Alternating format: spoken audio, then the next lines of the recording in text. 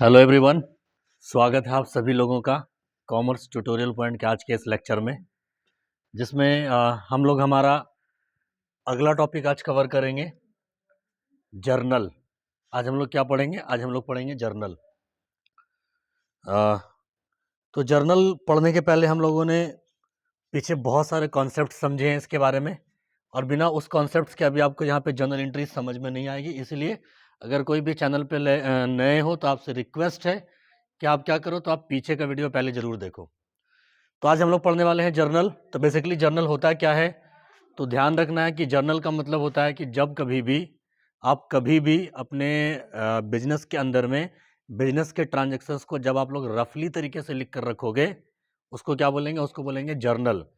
Journal शब्द का जो ओरिजिन जो हुआ है वो फ्रेंच भाषा के जर शब्द से हुआ है। आपसे अगर कोई पूछे कि जर्नल शब्द का ओरिजिन किससे हुआ, तो आप कहेंगे कि जर्नल शब्द का ओरिजिन फ्रेंच भाषा के जर शब्द से हुआ। और जर का मतलब क्या होता है? जर का मतलब होता है डे। जर का मतलब क्या होता है? डे होता है। यानी कि फ्रेंच के लोग अपने डेली के रिकॉर्ड को, डेली के ट्रांजैक्शंस को, डेली के लेन देन को अपने बुक्स ऑफ अकाउंट्स में क्या करते थे? तो वो डेली के डेली, डे बाय डे, दिन प्रतिदिन, निसी दिन वो जो लिख कर रखते थे, तभी से उसका नाम क्या पड़ा? तभी से उसका नाम पड़ा जर्नल। तो इस तरीके से जर्नल क्या हो गया? तो जर्नल हो गया कि जर्नल का मतलब क्या हुआ कि जब कभी भी आप अपने बिजनेस के ट्रांजैक्शंस को डेली डेली, प्रतिदिन, हर दिन प्रॉपर वे में क्या करोगे आप? डेट वाइज क्या करोगे आप? तो जब कभी भी आप अपने बिजनेस के ट्रांजैक्शंस को डेट वाइज अगर लिख कर रखोगे, उस बुक को ही क्या बोलेंगे? उस बुक को ही बोलेंगे हम लोग जर्नल। अब जर्नल पढ़ने के लिए हम लोगों ने पिछले क्लास में जर्नल पढ़ने के लिए हम लोगों ने पिछले क्लासेस में इसके कुछ कॉन्सेप्ट्स वगैरह पढ़े थे। जैसे कि हम लोगों ने पढ़ा था, सबसे पहला ये पढ़ा था हम लोगों ने कि गोल्डन रूल्स। तो वो पिछला वाला वीडियो आप लोग जरूर देखें, जिसमें हम लोगों ने बताया है कि अकाउंट्स को 3 भागों में बांटा गया है: personal account, real account, nominal account. Personal account का मतलब क्या हुआ? तो जो पर्सन से संबंधित हो। रियल अकाउंट का मतलब क्या हुआ? तो जो एसेट से संबंधित हो। और नॉमिनल अकाउंट का मतलब क्या हुआ? तो जो लाभ, हानि, खर्चा और नुकसान बताए उसको क्या बोलेंगे? तो उसको बोलेंगे हम लोग नॉमिनल अकाउंट। इसी तरीके से पर्सनल अकाउंट का भी नियम था, debit what's comes in, credit what goes out. यानी कि पैसा डेबिट पर्सनल का क्या था? तो पर्सनल का था debit the receiver, credit the giver. वैसे ही रियल का क्या था? रियल का था debit what's comes in, credit what goes out. वैसे ही नॉमिनल का था debit all expenses and losses, credit all income and gain. इस तरीके से हम लोगों ने पिछले क्लास में ये पढ़ा था। पीछे का लेक्चर उसको देखो। अब यहाँ पे अगर आप देखो, सबसे पहले वाले क्वेश्चंस में, पहले वाले क्वेश्चंस में कह रहा है आपको कि अर्जुन ने क्या किया? अर्जुन ने बिजनेस स्टार्ट किया। अर्जुन ने क्या किया? अर्जुन ने बिजनेस स्टार्ट किया। और बिजनेस किस चीज से स्टार्ट किया? तो अर्जुन ने बिजनेस स्टार्ट किया पैसा लगाकर, यानी कि कैश लगाकर। अर्जुन ने क्या किया? पैसा लगाकर बिजनेस स्टार्ट किया। तो जब कभी भी कोई इंसान अगर बिजनेस में पैसा लगाकर बिजनेस स्टार्ट करेगा, अगर कोई भी इंसान बिजनेस में पैसा लगाकर क्या करेगा? वो बिजनेस स्टार्ट करेगा। जैसा कि यहाँ पे क्वेश्चन क्या कह रहा है आपको कि Arjun started business with cash rupees 90,000। यानी कि अर्जुन ने 90,000 रुपया लगाकर क्या किया? तो बिजनेस स्टार्ट किया। अब इसको हम लोग जर्नल एंट्री कैसे बनाएंगे?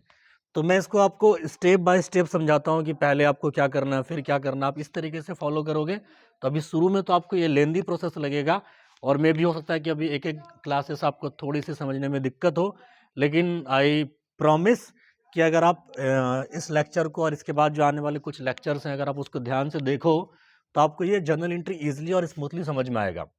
तो क्वेश्चंस में आपको कह रहा है कि अर्जुन ने क्या किया? बिजनेस स्टार्ट किया। अब अगर अर्जुन बिजनेस स्टार्ट करेगा, अगर अर्जुन क्या करेगा? बिजनेस स्टार्ट करेगा अगर, तो ध्यान रखना है आपको, अर्जुन कभी भी क्या करेगा? बिजनेस स्टार्ट अगर करेगा तो क्या होगा?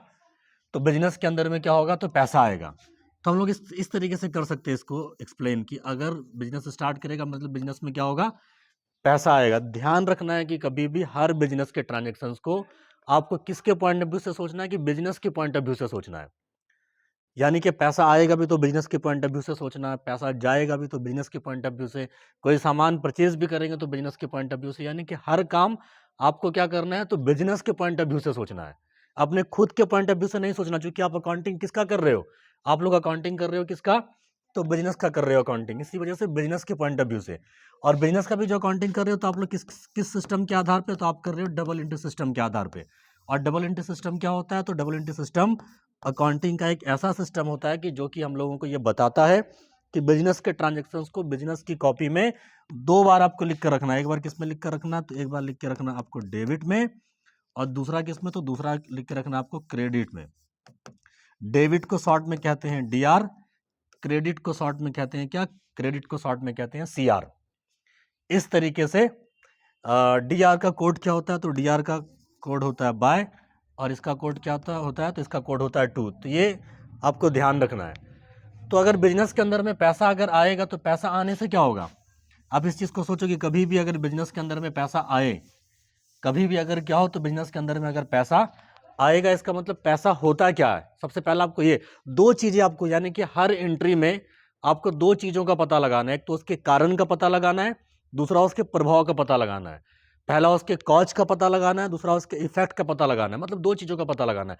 हर एंट्री में ये 2 चीज़ जरूर होगा। एक तो उसका कारण होगा, दूसरा उसका प्रभाव होगा। मतलब किस कारण से पैसा आया बिजनेस में और इसका क्या प्रभाव पड़ा। बस इसी 2 चीज़ को अगर आपने एंट्री से, क्वेश्चन से अगर पकड़ने के लिए सीख लिया, इसका मतलब कि जनरल एंट्री आपको समझ में आने लगी। तो बिजनेस में पैसा लगाने का मतलब क्या? बिजनेस में पैसा आएगा। तो पैसा होता क्या है?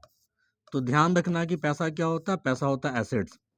एसेट्स क्या होता है ये इसके बारे में मैंने पिछले लेक्चर में बताया आपको। बिजनेस क्या, कैश क्या होता है? तो कैश होता है एसेट्स। एसेट्स होगा तो किस अकाउंट में डालेंगे इसको? तो एसेट्स अगर होगा तो इसको डालेंगे हम लोग रियल अकाउंट में। किस में डालेंगे इसको? तो इसको डालेंगे हम लोग रियल अकाउंट में। किसके अंतर्गत आएगा? तो रियल अकाउंट के अंतर्गत आएगा। और रियल अकाउंट जब हम लोग कंफर्म हो गए कि ये रियल अकाउंट में आएगा, इसका मतलब अब रियल अकाउंट में भी 2 नियम होता था। एक होता था डेबिट व्हाट कम्स इन, दूसरा होता था क्रेडिट व्हाट गोज आउट। पैसा, संपत्ति, प्रॉपर्टी अगर बिजनेस में आ जाए तो उसको डीआर करो। पैसा, प्रॉपर्टी, संपत्ति अगर बिजनेस से चला जाए तो उसके नाम को सीआर करो। इसका मतलब क्या हुआ कि बिजनेस में अगर ऑनर पैसा देगा तो बिजनेस में क्या होगा? पैसा आएगा। ये बात आपको ध्यान रखना है। अगर बिजनेस के अंदर में ऑनर पैसा देगा तो क्या होगा? बिजनेस के अंदर में पैसा आएगा। आएगा इसका मतलब कैसे आएगा? तो ये मैंने एक्सप्लेन किया। इसका मतलब यहाँ पे कौन सा वाला लगेगा? यहाँ पे लगेगा कम्स वाला फॉर्मूला। क्योंकि ध्यान रखना है कि बिजनेस के अंदर में रियल अकाउंट का, गोल्डन रूल्स के अकॉर्डिंग रियल अकाउंट का 2 फॉर्मूला होता है। एक होता है कम्स वाला, एक होता है गोज वाला। कम्स होने पे डीआर करना है, गोज होने पे सीआर करना है। संपत्ति आएगी तो डीआर करना है, संपत्ति जाएगी तो सीआर करना है। संपत्ति का बिजनेस में इनफ्लो होगा तो डीआर करना है, संपत्ति का बिजनेस से आउटफ्लो होगा तो उसको क्या करना है? उसको सीआर करना है। इसी वजह से अगर बिजनेस के अंदर में पैसा आएगा इसका मतलब कम्स होगा, और कम्स अगर हो तो आपको क्या करना है? बिजनेस के अंदर में उसको डीआर करना है। इसीलिए कम्स होने पे क्या किया मैंने? कम्स होने पे इसको डीआर किया। तो ये तो हो गया आपका पहला, किसका? ये पहला हो गया आपका पैसा आने का। दूसरा चीज कि बिजनेस स्टार्ट करने का मतलब कि बिजनेस स्टार्ट किया कौन? बिजनेस स्टार्ट करने वाला कौन है? तो ऑनर है। बिजनेस किसने स्टार्ट किया? तो ऑनर ने स्टार्ट किया। तो अगर ऑनर बिजनेस के अंदर में पैसा देगा तो इसको कैसे करेंगे एक्सप्लेन? तो बोलेंगे ऑनर। पैसा देने वाला कौन? ऑनर। ऑनर में भी जब हम लोग को नाम पता है तो आप ऑनर की जगह पे क्या कर सकते हो? इसका नाम लिख सकते हो। पैसा देने वाला कौन? पैसा देने वाला है अर्जुन। पैसा किसने दिया? तो पैसा दिया अर्जुन ने। अर्जुन कौन है? तो अर्जुन एक पर्सन है। अर्जुन कौन है? अर्जुन एक पर्सन है। अब पर्सन होगा तो किस अकाउंट में इसको हम लोग इंक्लूड करेंगे? तो पर्सन होगा तो इसको हम लोग इंक्लूड करेंगे पर्सनल अकाउंट में। पर्सन से संबंधित अगर कोई अकाउंट हो, कोई नाम हो तो किसमें? तो वो जाएगा पर्सनल अकाउंट में। तब फिर पर्सनल अकाउंट का नियम क्या था? पर्सनल अकाउंट का 2 नियम था। Debit the receiver, credit the giver. यानी कि रिसीवर, अगर बिजनेस से कोई भी इंसान कुछ भी रिसीव करे तो रिसीवर के नाम को डीआर करो, और अगर बिजनेस के अंदर में कोई इंसान कुछ भी अगर देगा तो क्या करो? उसके नाम को सीआर करो। तो अर्जुन यहाँ पे क्या हुआ? गिवर हुआ। क्योंकि बिजनेस अलग और बिजनेसमैन को अलग समझना है आपको। दोनों को अलग अलग समझना, दोनों को सेपरेट आपको समझना है। तो अर्जुन यहाँ पे क्या हुआ? अर्जुन यहाँ पे गिवर हुआ। अर्जुन क्या हुआ? यहाँ पे अर्जुन गिवर हुआ। और गिवर हो तो गिवर को हम लोग गोल्डन रूल्स के अकॉर्डिंग गिवर के नाम को सीआर करते हैं, इसलिए गिवर का नाम सीआर हो जाएगा। तो फाइनली इसका आंसर क्या हो जाएगा? फाइनली आंसर हो जाएगा किसका नाम डीआर हुआ? तो कैश का नाम डीआर हुआ। तो आप लिख सकते हो कैश अकाउंट डीआर। किसका नाम डीआर होगा? कैश का नाम डीआर होगा। पैसा देने वाला कौन? तो पैसा देने वाला अर्जुन। पैसा देने वाला कौन? पैसे देने वाला अर्जुन। अर्जुन कौन है? तो अर्जुन है ऑनर। ध्यान रखना आपको, अर्जुन कौन है? ऑनर। और ऑनर का बिजनेस के अंदर में नाम के बदले में उसको क्या करते हैं? तो स्पेशल नाम से उसको पुकारा जाता है। ऑनर कभी भी बिजनेस में कुछ अगर देगा पैसा, कुछ लगाएगा पैसा, कुछ इंट्रोड्यूस करेगा पैसा, कुछ अगर देगा बिजनेस के अंदर में, तो ऑनर के नाम के बदले में कौन सा वर्ड यूज करेंगे हम लोग? तो हम लोग कैपिटल वर्ड यूज करते हैं। कौन सा वर्ड यूज करेंगे हम लोग? तो कैपिटल वर्ड यूज करेंगे। इसीलिए कैश का नाम क्या हुआ? कैश का नाम डीआर हुआ। पैसा देने वाला कौन? अर्जुन। अर्जुन ऑनर है, ऑनर का नाम यूज नहीं करेंगे। नाम के बदले में कौन से नाम से इसको पुकारेंगे? तो नाम के बदले में हम लोग इसको कैपिटल नाम से पुकारेंगे। कौन से नाम से पुकारेंगे इसको? तो कैपिटल नाम से पुकारेंगे। कितना रुपया दिया इन्होंने पैसा बिजनेस के अंदर में? तो 90,000 दिया। तो 90,000 रुपया डीआर में भी लिखेंगे और 90,000 रुपया कहाँ पे लिखेंगे हम लोग? सीआर में भी लिखेंगे। तो इस तरीके से ये आपका पहला जनरल एंट्री हुआ इस पहले वाले क्वेश्चंस का। अर्जुन ने जो बिजनेस में पैसा दिया था। तो ये बात समझ में आई सबको कि अर्जुन अगर पैसा देगा तो हम लोग इस तरीके से इसको हम लोगों ने एक्सप्लेन करके सीखा कि ये किस तरीके से एक्सप्लेन होगा, ठीक है ना।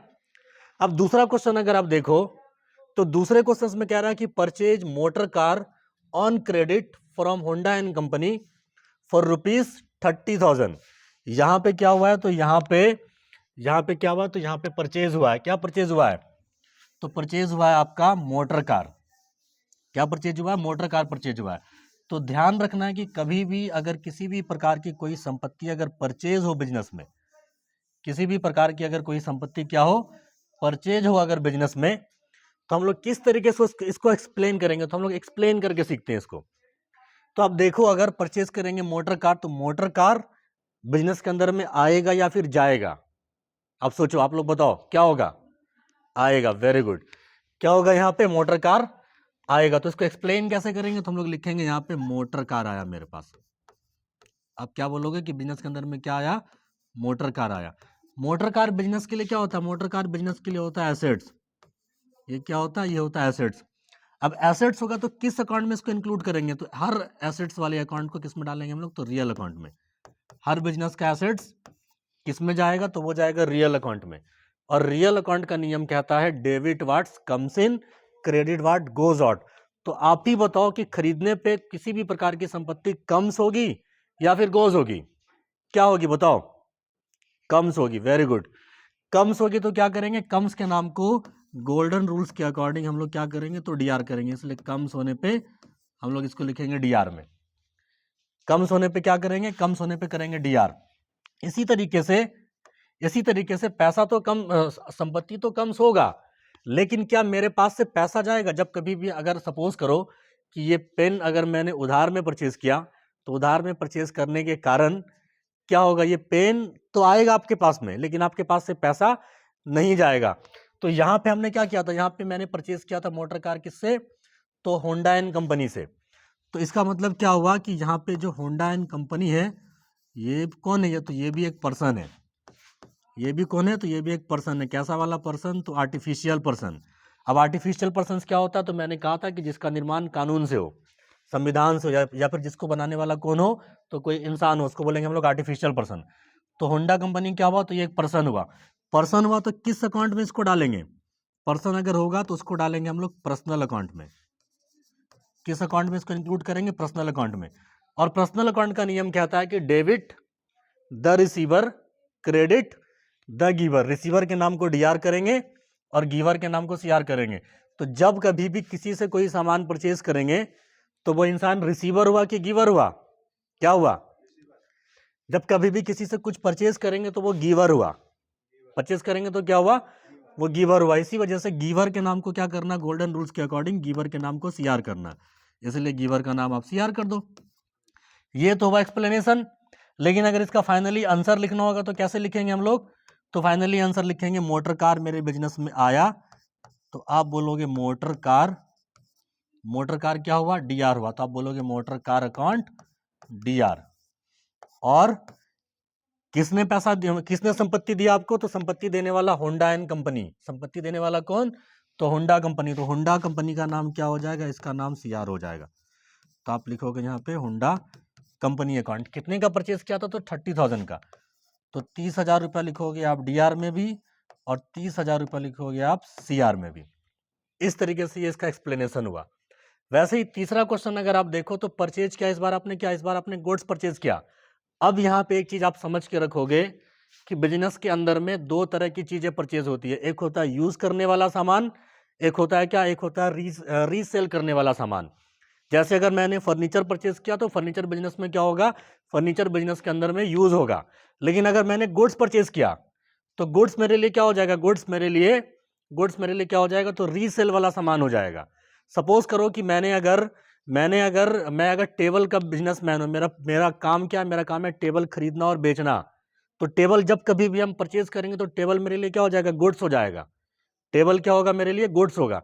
तो जिस चीज से भी आप क्या करोगे, जिस चीज से भी आप व्यापार करोगे, जिस चीज से भी आप ट्रेड करोगे, जिस चीज से भी आप खरीद और बिक्री करोगे, जिस चीज से भी आप बिजनेस करोगे, उस चीज का नाम उसको क्या बोलेंगे, तो उसको बोलेंगे गुड्स। उसको क्या बोलेंगे, गुड्स।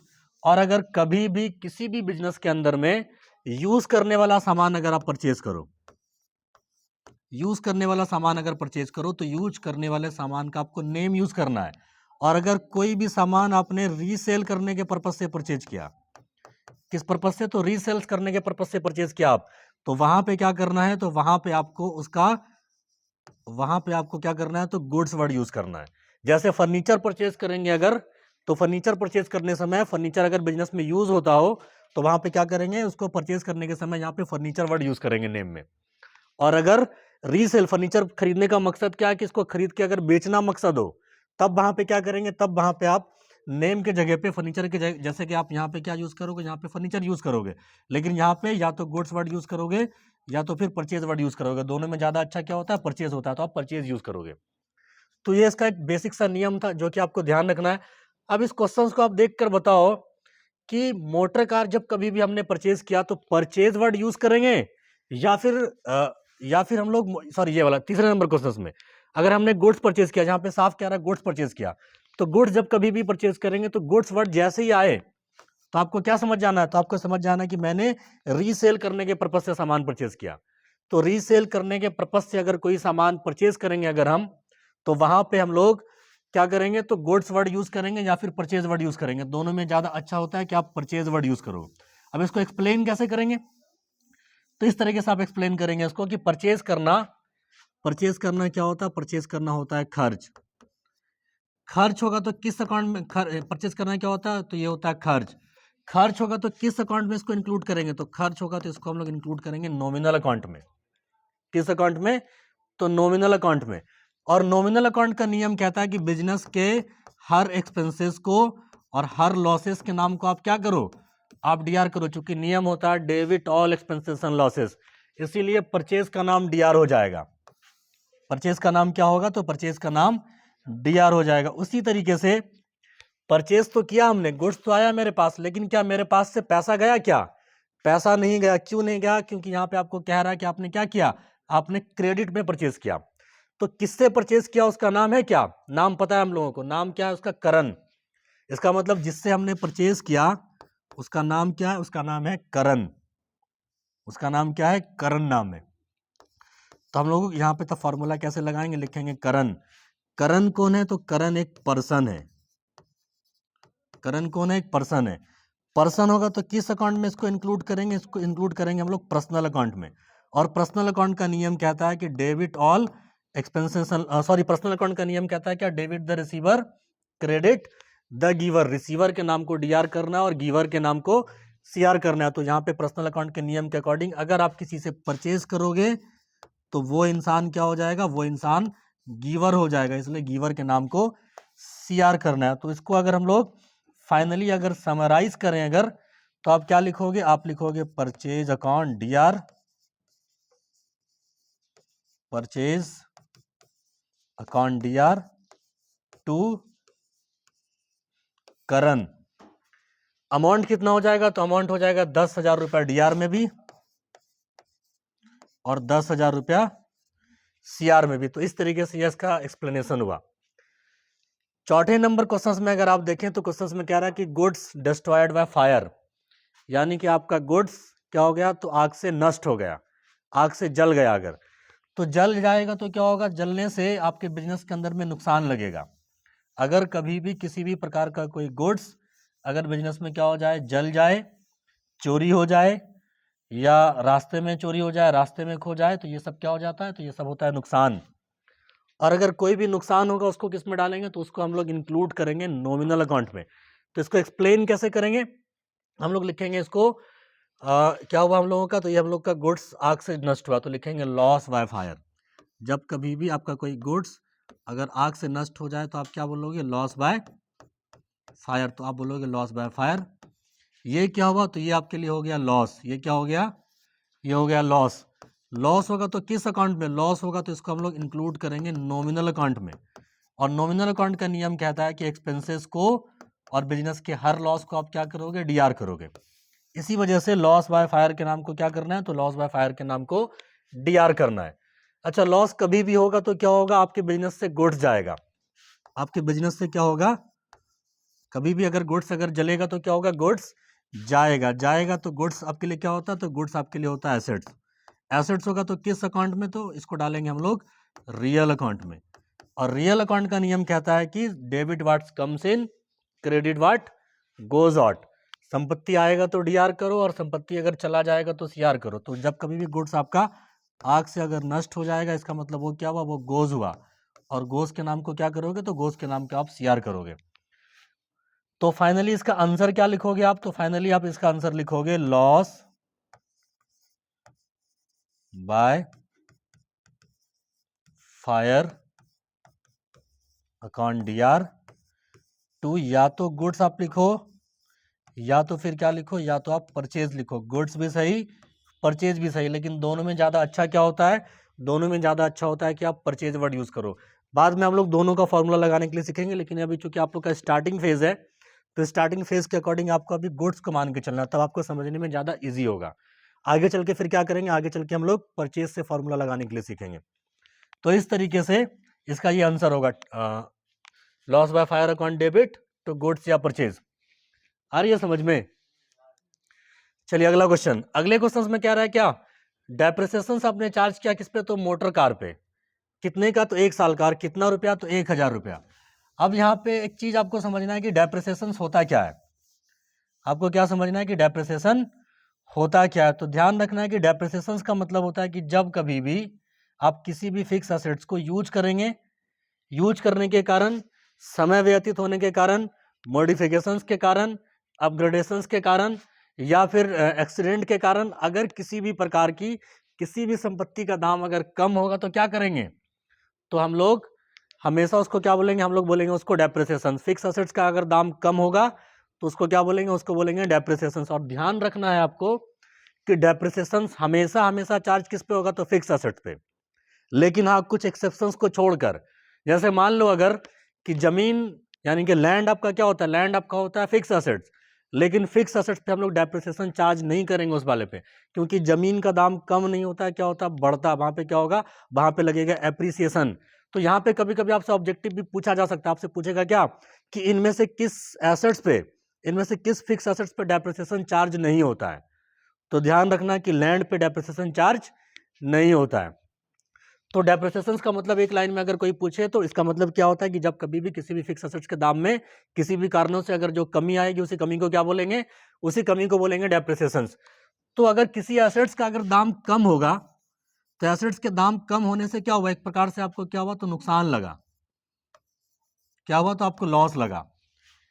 लॉस हुआ तो किस अकाउंट में, इसको डालेंगे हम लोग नॉमिनल अकाउंट में। और नॉमिनल अकाउंट का नियम क्या कहता है, नॉमिनल अकाउंट का नियम कहता है कि एक्सपेंसेस को या लॉसेस को आपको क्या करना है, तो उसके नाम को आपको डीआर करना है। तो इसका नाम तो डीआर होगा, पहला वाला नाम तो पता चल गया हम लोगों को। दूसरा क्या देखना है, दाम किस चीज का कम हुआ आपका, तो दाम आपका कम हुआ किस चीज का, तो कार का दाम कम हुआ। तो लिखेंगे यहाँ पे, इसको एक्सप्लेन कैसे करेंगे, तो लिखेंगे कार। अब ये कार बिजनेस के लिए क्या होता है, कार बिजनेस के लिए होता है एसेट्स।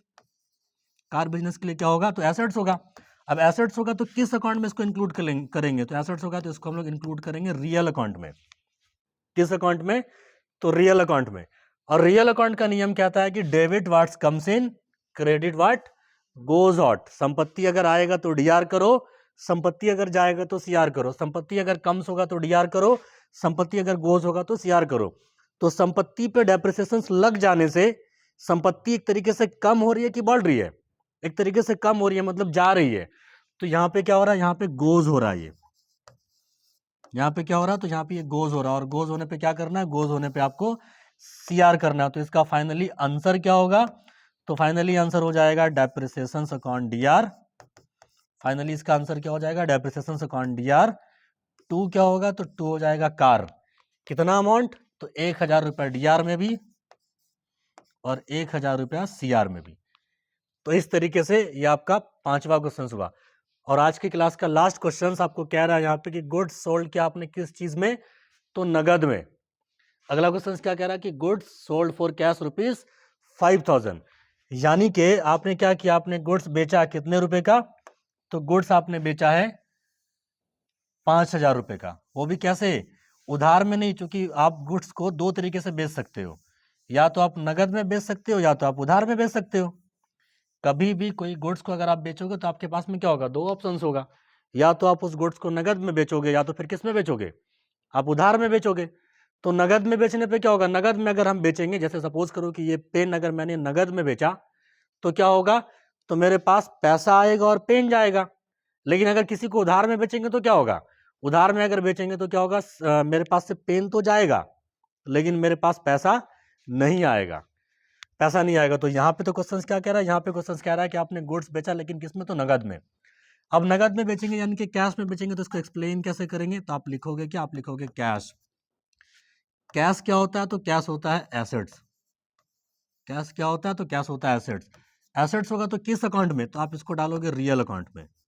इसको आप किस में डालोगे, तो रियल अकाउंट में। किसके अंदर आएगा वो, तो रियल अकाउंट में। तब फिर लगाना आपको रियल अकाउंट का फॉर्मूला। रियल अकाउंट का दो फॉर्मूला था, एक था डेबिट व्हाट्स कम्स इन, दूसरा था क्रेडिट व्हाट गोज आउट। तो यहाँ पे आपको क्या करना है, तो यहाँ पे आपको लगाना है कम्स का फॉर्मूला कि गोज का फॉर्मूला। कभी भी अगर आप बेचेंगे, बेचने पे पैसा कम्स होगा कि गोज होगा, कम्स होगा। और अगर कम्स होगा तो कम्स के नियम के अकॉर्डिंग, यानी कि गोल्डन रूल्स में क्या कहता है कि अगर किसी प्रकार की कोई भी संपत्ति क्या हो जाए, कम्स हो जाए, तो आप उसको क्या करो, तो डीआर करो। इसीलिए कम्स का नाम डीआर हो जाएगा। तो पहला वाला नाम तो पता चल गया, जैसा कि मैंने पहले ही बताया आपको कि बिजनेस के ट्रांजेक्शन से आपको क्या करना है, तो बस दो ही चीजों का पता लगाना है। एक तो उसके कारण का पता लगाना है, दूसरा उसके प्रभाव का पता लगाना है। यानी कि एक उसके कॉज का पता लगाना है, दूसरा उसके इफेक्ट का पता लगाना है कि किस कारण से पैसा आया और इसका क्या प्रभाव पड़ा। तो एक चीज तो हमको पता चल गया कि अगर हम लोग अगर किसी चीज को बेचेंगे तो इसका प्रभाव क्या पड़ा, प्रभाव ये पड़ा कि बिजनेस के अंदर में पैसा आया। अगर हम किसी भी गुड्स को बेचेंगे तो क्या होगा, इसका प्रभाव ये पड़ा, इसका इफेक्ट क्या पड़ा, तो इसका इफेक्ट पड़ा कि बिजनेस के अंदर में क्या हुआ, तो पैसा आया। दूसरा चीज कि इसका प्रभाव क्या पड़ेगा, प्रभाव ये पड़ेगा कि बिजनेस के अंदर से गुड्स चला जाएगा। बिजनेस के अंदर से क्या हो जाएगा, गुड्स आपका चला जाएगा। तो इसको आप दो तरीके से बना सकते हो, फॉर्मूला आप एक्सप्लेन करने के समय आप दो लगा सकते हो, एक गुड्स का भी फॉर्मूला और एक सेल्स का भी फॉर्मूला। अगर गुड्स मान के अगर आप बनाएंगे तो आप लिखेंगे क्या, आप लिखेंगे गुड्स क्या होता है, एसेट्स। एसेट्स होगा तो किस अकाउंट में, एसेट्स होगा तो रियल अकाउंट में। और रियल अकाउंट का नियम क्या होता है, तो रियल अकाउंट का नियम कहता है कि debit what's comes in, credit what goes out. तो जब कभी भी आप बेचोगे तो गुड्स क्या होगा, गुड्स आपके बिजनेस से चला जाएगा, इसलिए गोज होने पे सीआर करेंगे। एक तो फॉर्मूला ये लगेगा। दूसरा फॉर्मूला आप और लगा सकते हो कि जहां पे कि आप सेल्स मान के भी बना सकते हो इसको। अगर सेल्स मान के, अगर सेल्स का फॉर्मूला अगर लगाएंगे हम, गुड्स भी सही और सेल भी सही, दोनों में से आप कुछ भी यूज कर सकते हो, लेकिन दोनों में ज्यादा बेहतर होता है कि आप क्या यूज करो, आप सेल्स वर्ड यूज करो। तो अगर सेल्स वर्ड यूज करेंगे तो सेल्स करना बिजनेस के लिए क्या होता है, सेल्स करना बिजनेस के लिए होता है इनकम। अब इनकम होगा तो किस अकाउंट में, तो मैंने पहले ही कहा था जितने भी प्रकार का खर्च होगा, लॉस होगा, हानि होगा, इनकम होगा, सरप्लस होगा, बचत होगा, डिफिसिट होगा, घाटा होगा, सबके नाम को क्या करना है, सब जाएगा नॉमिनल अकाउंट में। इसी वजह से अगर ये इनकम हुआ तो इनकम को किस में डालेंगे हम लोग, इसको हम लोग डालेंगे नॉमिनल अकाउंट में। और नॉमिनल अकाउंट के नियम के अकॉर्डिंग इनकम और गेन को सीआर करना, क्योंकि सेल करना क्या होता है, सेल करना होता है इनकम। जब ये इनकम होगा तो इनकम के अकॉर्डिंग, इनकम हो बिजनेस के अंदर में या गेन हो, इसको क्या करना, तो इसको आपको करना है सीआर।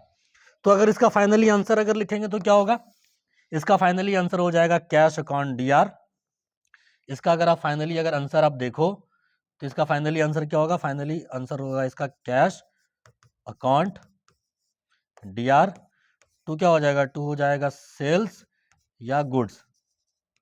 या तो आप सेल्स वर्ड यूज करो या तो आप गुड्स वर्ड यूज करो, लेकिन दोनों में ये भी सही ये भी सही, लेकिन दोनों में ज्यादा अच्छा क्या होता है कि आप सेल्स वर्ड यूज करो। तो मैंने आपको दोनों तरीके से फॉर्मूला लगाने के लिए बताया इसका, या तो आप सेल मान के भी बना सकते हो इसको, या तो आप गुड्स भी मान के बना सकते हो, लेकिन ज्यादा बेहतर क्या होता है, बेहतर होता है कि आप सेल्स मान के बनाओ।